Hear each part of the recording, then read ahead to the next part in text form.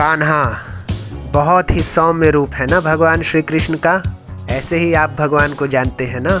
कोई उन्हें अपना पुत्र बनाकर पूजता है तो कोई उन्हें अपना प्रेमी बनाकर पूजता है। कोई उन्हें रास रचैया कहता है, कोई उन्हें रणछोड़ कहता है। लोग तो ये भी कहने से नहीं चूकते कि कृष्ण तो सदा गोपियों से घिरे रहते हैं। पुष्पा का वो फेमस डायलॉग भगवान श्री कृष्ण पर बखूबी सूट करता है।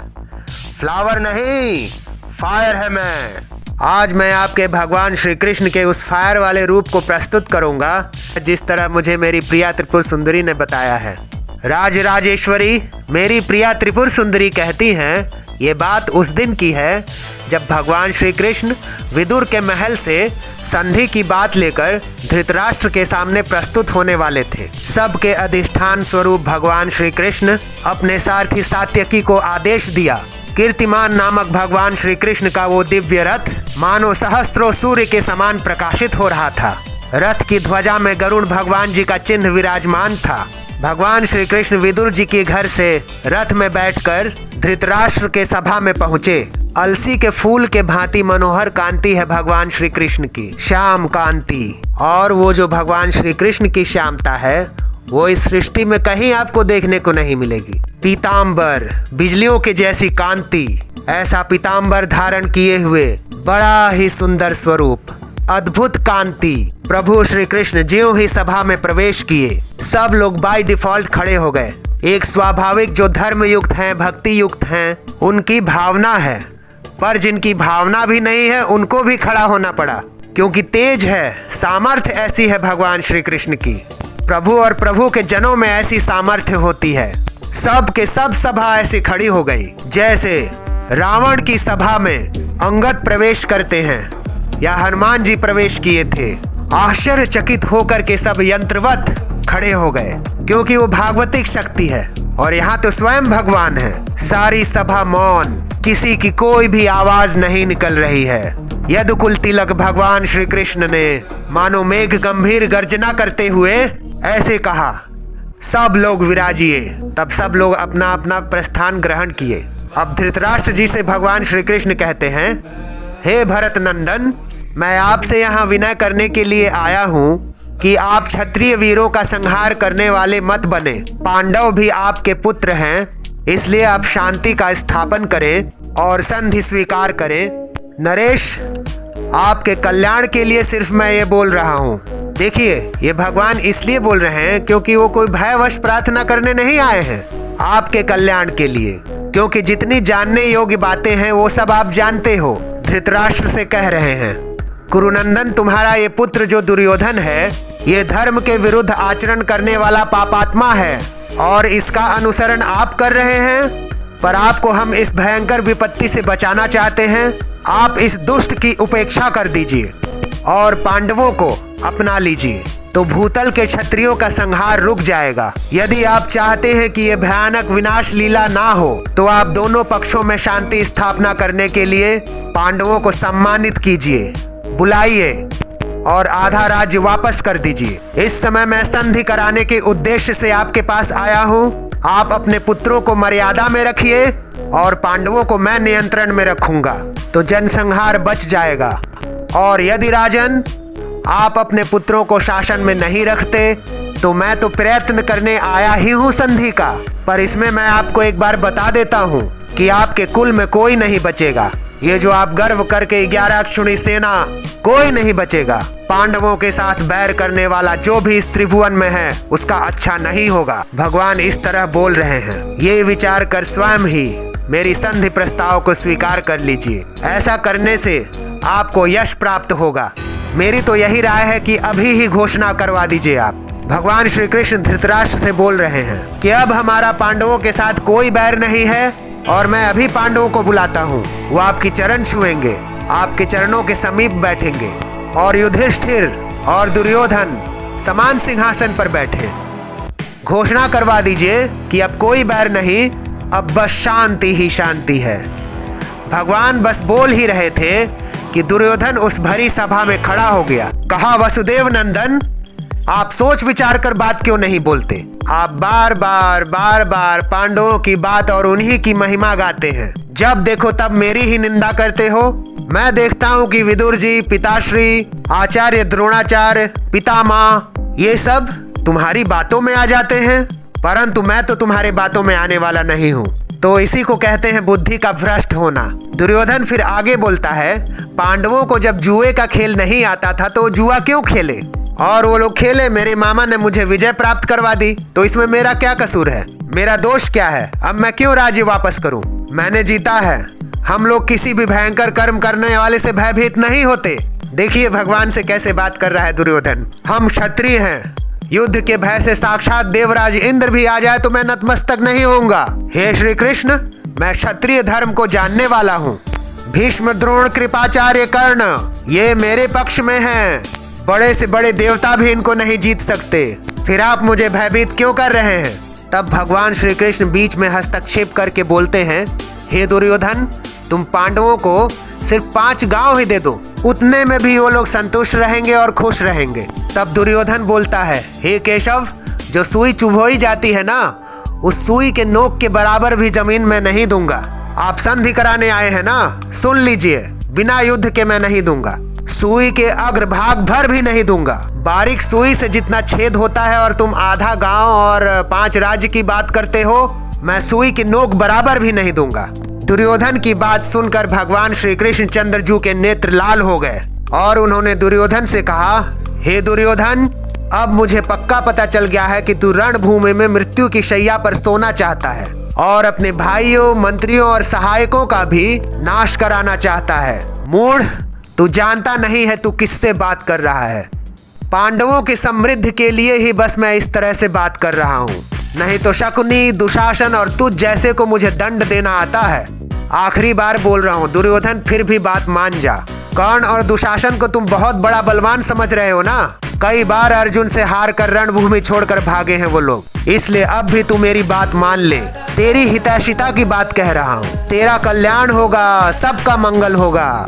और अगर मेरी बात नहीं मानेगा तो अपयश होगा, सर्वनाश होगा। भगवान श्री कृष्ण ये बात कह ही रहे थे कि दुशासन खड़ा हो गया और सभा में बोला, मुझे तो ऐसा लगता है केशव कि अगर हम लोग तुम्हारी संधि की बात ना माने तो तुम मुझे और मेरे भाई दुर्योधन को बंदी बनाकर पांडवों के चरणों में डाल दोगे। मुझे तो ऐसा ही दिखाई दे रहा है। पितामह भीष्म, द्रोणाचार्य और पिताश्री, ये सब आपके ही मुख की तरफ देख रहे हैं, जो आप बोल रहे हैं सब सुन रहे हैं। उसी समय दुशासन को बैठने के लिए दुर्योधन ने कहा और लंबी सांस खींचते हुए दुर्योधन ने कहा, मैं ऐसी सभा में कभी नहीं टिकता। ये बड़ा भारी अपमान होता है। जैसे सभा में किसी को समझाया जा रहा हो और वो अवहेलना करके चल दे। दुर्योधन अशिष्ट पुरुष की भांति खड़ा हुआ और इशारा किया। शकुनी, कर्ण, दुशासन और उसके सभी अनुयायी राजा सब सभा से उसके साथ बाहर निकल गए। तो आप सब समझ सकते हैं कि दुर्योधन ने भगवान श्री कृष्ण का भरी सभा में कितना बड़ा अपमान किया। दुर्योधन सभा भवन से बाहर निकलकर एकांत में अपने अनुयायी राजाओं के साथ मंत्रणा की कि भीष्म जी, द्रोणाचार्य जी वही बात मानेंगे जो कृष्ण बोलेंगे। मुझे लगता है कि कृष्ण को बांध लिया जाए, उन्हें बंदी बना लिया जाए और इनको जब बंदी बनाकर कैद में डाल लेंगे और तब पांडवों को जब पता चलेगा वो सब निरुत्साहित हो जाएंगे। इसलिए हम लोगों को चाहिए बहाने से सभा में चले और कृष्ण को कैद कर ले, बंदी बना ले, क्योंकि एकमात्र श्री कृष्ण ही महाबल है पांडवों का। ये पांडवों के कवच हैं। कवच टूट गया तो फिर वीर को मारने में देर नहीं लगती। शीघ्रता से कोई जान न पाए, ना महाराज धृतराष्ट्र, ना भीष्म, ना द्रोणाचार्य। चीखना चिल्लाना कितना भी हो, छोड़ना नहीं। कृष्ण को बंदी बना लेना और बंदी बनाकर कैद में कर लेना।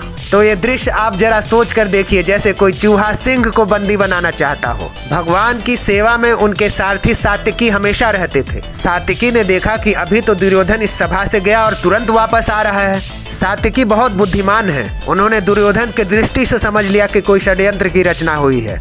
एक अक्षुणी सेना भगवान की भी वहीं पर उपस्थित थी, जो दुर्योधन के पक्ष में दी गई थी। उसके प्रधान वीर थे कृतवर्मा। सात्विकी ने कृतवर्मा को इशारा करते हुए कहा कि अब दरवाजे पर ही खड़े रहना। अगर दुर्योधन ने कुछ गड़बड़ किया तो एक अक्षुणी सेना तो अपनी है ही। सात्विकी सभा में गए और भगवान श्री कृष्ण से मुस्कुराते हुए इशारों में कहा कि आपको सावधानी की जरूरत है, ये लोग षड्यंत्र रच रहे हैं। साधु पुरुषों द्वारा जो सम्माननीय विषय है वो इस सभा में नहीं होने वाला है। ऐसे इशारे से सात्विकी ने भगवान कृष्ण को कहा और फिर मुख से बोलते हुए कहा, जैसे कोई बालक जलती हुई आग को कपड़ों से पकड़ना चाहता हो, ऐसे ही ये दुर्बुद्धि कौरव हमें लगता है हमारे प्रभु वासुदेव को बंदी बनाना चाहते हैं। सात्यकी का वचन सुनकर विदुर जी घबरा कर खड़े हो गए। धृतराष्ट्र से कहा, महाराज महाराज सावधान, ये जो यहाँ सुनने में आ रहा है, अगर जरा भी ऐसा कुछ है तो आप सावधान हो जाइए, तत्काल होश में हो जाइए, नहीं तो कमल नयन श्री कृष्ण का तिरस्कार अभी पूरी सभा को नष्ट कर देगा। जैसे क्रोध से भरा हुआ सिंह हाथियों को नष्ट कर देता है, ऐसे अगर भ्रकुटी चढ़ जाए श्री कृष्ण की तो त्रिभुवन में ऐसा कोई नहीं जो श्री कृष्ण के सामने खड़ा हो सके। फिर विदुर ने दुर्योधन को भी प्यार से समझाया कि तुम ये जो करने की बात सोच रहे हो नीच कर्म, ये आज तक किसी ने इस पृथ्वी पर नहीं किया है। पहले तो तुम पांडवों का हिस्सा ले लिए हो, और भगवान जब संधि दूत बनकर आए हैं तो आप उन्हें बंदी बनाने की सोच भी कैसे सकते हैं। ऐसा महान पाप कर्म तुम जैसे पापात्मा ही सोचते हैं। जैसे वायु को हाथ से नहीं पकड़ा जा सकता, चंद्रमा को हाथ से छुआ नहीं जा सकता, पृथ्वी को सर पर नहीं उठाया जा सकता, ऐसे ही बलपूर्वक श्री कृष्ण को कभी नहीं पकड़ा जा सकता। विदुर जी महाराज समझा रहे हैं, पर उन लोगों की समझ में नहीं आया। शत्रुओं का संहार करने वाले भगवान श्री कृष्ण के जो सैनिक हैं उनके आसपास बढ़ने लगे। भगवान श्री कृष्ण ने देखा कि ये दुर्योधन वास्तविक में मुझे बंदी बनाने के लिए आ रहा है। प्रभु श्री कृष्ण ने अट्टहास करके, एक हंसी होती है बहुत गर्जना वाली हंसी, सभा में अट्टहास करके कहा, अरे मूर्खो, मुझे अकेला समझते हो? मुझे बंदी बनाकर मेरा तिरस्कार करना चाहते हो? देख मैं कौन हूँ। विराट रूप धारण करते हैं भगवान श्री कृष्ण। ज्यों ही भगवान ऐसा बोले, भगवान के अनंतों शरीर प्रकट होने लगे। विराट रूप पहला उस सभा में, फिर विस्तार होने लगा उनके शरीर का, और उनके शरीर से अग्नि की ऐसी ज्वालाएं प्रकट होने लगी। आदित्य, साध्य, वसु, अश्विनी कुमार, सारे मरुदगण, देव, यक्ष, गंधर्व, नाग, राक्षस सब भगवान के अंगों में प्रकट होने लगे। लोकपाल जितने सब भगवान श्री कृष्ण को देखकर कांप रहे हैं। भीष्म जी, द्रोणाचार्य, विदुर, जिन जिन को भगवान ने दिव्य दृष्टि दी है वही उनको देख करके सहन कर पा रहे हैं, और जितने और राजा वहां हैं सब मूर्छित हो रहे हैं। एक तरफ दाहिनी भुजा से भगवान बलराम जी और बाईं भुजा से अर्जुन गांडीवधारी धनुष धारण करते हुए, भीमसेन, युधिष्ठिर, नकुल, सहदेव, अभिमन्यु, प्रद्युम्न, अंधी वंशक, विष्णु वंशक, जितने भी महान बलशाली सब भगवान के अंगों में प्रकट हो रहे हैं। शंख, चक्र, गदा, शक्ति, सारंग, धनुष, हल, नंदक, खड्ग, सारे दिव्यास्त्र प्रकट हो रहे हैं। भगवान की नासिकाओं से प्रलयाग्नि प्रकट हो रही है। भगवान के एक एक रोम से करोड़ों सूर्य प्रकट हो रहे हैं, और दिव्य कांति, भगवान श्री कृष्ण का भयंकर विराट रूप। सब राजा लोग ये देखकर मूर्छित हो गए, सबके नेत्र बंद हो गए। द्रोणाचार्य, भीष्म जी, विदुर जी, संजय जी और जो तपस्या के धनी महर्षि जन थे, जिनको भगवान सामर्थ्य दिए थे, वही भगवान को देख पा रहे हैं। भगवान के इस विराट रूप को वही लोग देख पा रहे हैं। ये हैं रियल में श्री कृष्ण। ये जो अपने लोग गर्व से कहते हैं ना, जाके अधीन सदा ही सावरो, इसलिए ऐसा कोई ना समझे सांवरो बंसी वाला।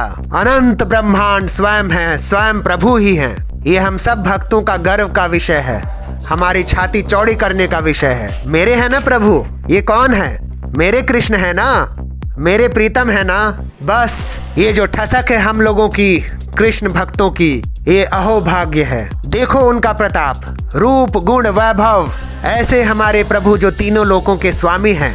हम सबको सदा ध्यान रखना है, ना तो हमें भयभीत होना है और ना ही किसी और का आश्रय लेना है। एकमात्र केवल भगवान श्री कृष्ण चंद्रजू का, अपने युगल सरकार का सिर्फ आश्रय लेना है और उनका सुमिरन करना है, चाहे जैसे बने, उनके नाम से या पद गायन से या भजन से, चाहे लीला कथा श्रवण से, गायन से, चाहे चिंतन से। भगवान से जुड़ने का मतलब है महासुख, परम आनंद की प्राप्ति। फिर कहाँ भय है? सोचो कैसे हमारे प्रभु हैं। ये बात बस आप सब भक्तों के हृदय में बैठ जाए ना। हमारे प्रभु को देखो कितना बल है, कितने महान हैं, बलशाली हैं। क्या अब हमें किसी की जरूरत है?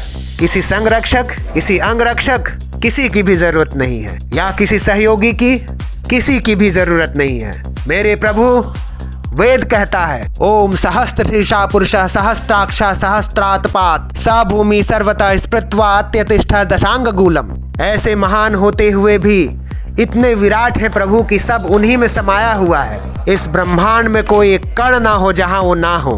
इतने छोटे हैं अणुएन्यान, इतने बड़े हैं महतो महियान। ऐसे प्रभु का मैं दास हूँ। भला ऐसा दासत्व हृदय में धारण करने के बाद क्या किसी के सामने गिड़गिड़ाने की जरूरत है? आप खुद सोचिए। किसी से सहारा मांगने की जरूरत है या किसी पॉलिटिशियन को फोन मिलाने की जरूरत है?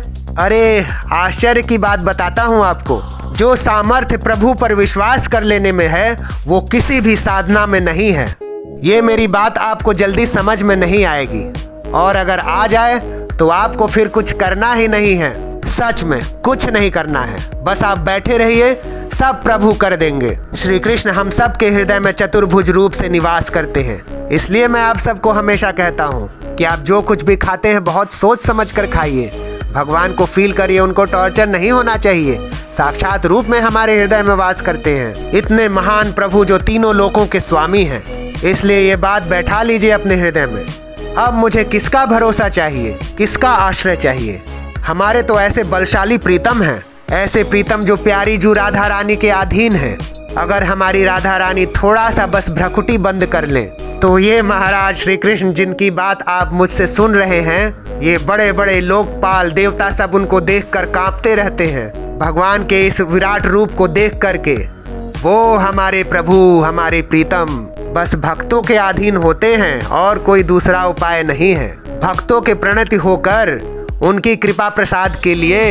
इसलिए मैं कहूँगा बहुत अच्छा अवसर मिला है आप सबको। ये मानव जीवन जो मिला है मोक्ष प्राप्त करने के लिए मिला है, भोग भोगने के लिए नहीं। सब कुछ छोड़कर भगवान श्री कृष्ण के चरणों में चले जाइए। जय श्री हरि। ओम नमो भगवते वासुदेवाय। श्री कृष्णाय वासुदेवाय हरे परमात्मने प्रणतः क्लेशनाशाय गोविंदाय नमो नमः।